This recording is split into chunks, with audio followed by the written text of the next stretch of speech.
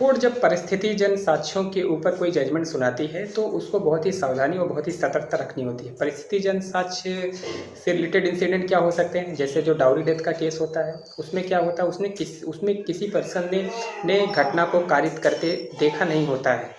तो क्योंकि जो जो विक्टिम है इस केस की, उसकी डेथ हो चुकी है, वो ज़िंदा है नहीं। तो इस सिचुएशन में कोर्ट को जब जो एविडेंस आते हैं उसके एप्रिसिएशन जो करना होता है उसको बहुत ही सावधानीपूर्वक करनी होती है। अगर हम परिस्थितिजन्य साक्ष्यों पर अगर जब कोर्ट को जजमेंट करना होता है तो अगर हम कुछ लैंडमार्क जजमेंट देखते हैं जिसमें ऑनरेबल कोर्ट ने कुछ प्रिंसिपल सेटअप किया है।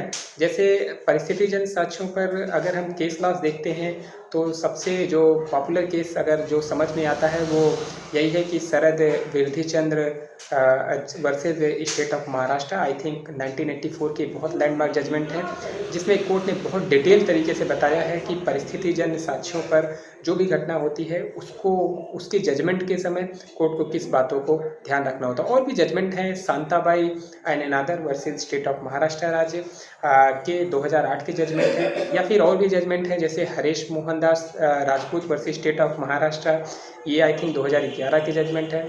Krishnan versus state I think 2008 के जजमेंट है। तो ढेर सारे जजमेंट्स हैं, लेकिन जो परिस्थितिजन्य साक्ष्यों पर अगर कोई घटना घटित होती है उसमें जब कोर्ट को जजमेंट देना होता है तो कोर्ट को किन किन बातों को कंसिडर करना होता है इसके बारे में बताया गया।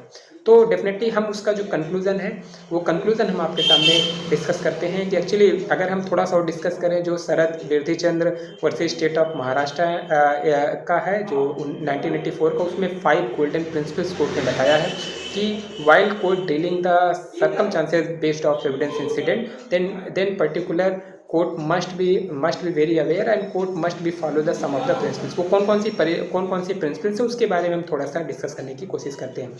जैसे जो परिस्थितियाँ जिनसे दोष के निर्णय को निकाला जाना चाहिए पूर्णतः स्थापित होना चाहिए, इसमें कोई दो राय नहीं हो।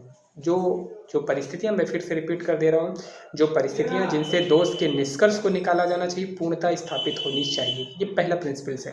दूसरा प्रिंसिपल्स क्या है, परिस्थितियाँ निर्णायक प्रकृति तथा प्रवृत्ति की ही होनी चाहिए, उसमें कोई डाउट, कोई तरीके का संशय नहीं होना चाहिए। तीसरा, इस प्रकार स्थापित परिस्थितिजन्य साक्ष्यों पर आधारित अभियोजन तथ्य केवल अभियुक्त की दोष सिद्ध की परिकल्पना के साथ ही सुसंगत होनी चाहिए। ऐसा नहीं होना चाहिए, इसमें कोई इपट नहीं होना चाहिए कि जो परिस्थितियाँ बताती हैं वो केवल एक्यूज पर्सन के ही द्वारा अपराध कारित किए जाने के संबंध में ही बतानी चाहिए, बाकी कोई दूसरी सिचुएशंस नहीं होनी चाहिए। और कोई प्रिंसिपल्स, चौथा प्रिंसिपल्स जो चीज़ें हैं वो ये है कि उन्हें सिवाय उस परिकल्पना के जिसे दोष सिद्ध किया जाना है अन्य परिकल्पना को पृथक कर देना चाहिए। तो डेफिनेटली ये गोल्डन प्रिंसिपल्स में ये पार्ट आते हैं।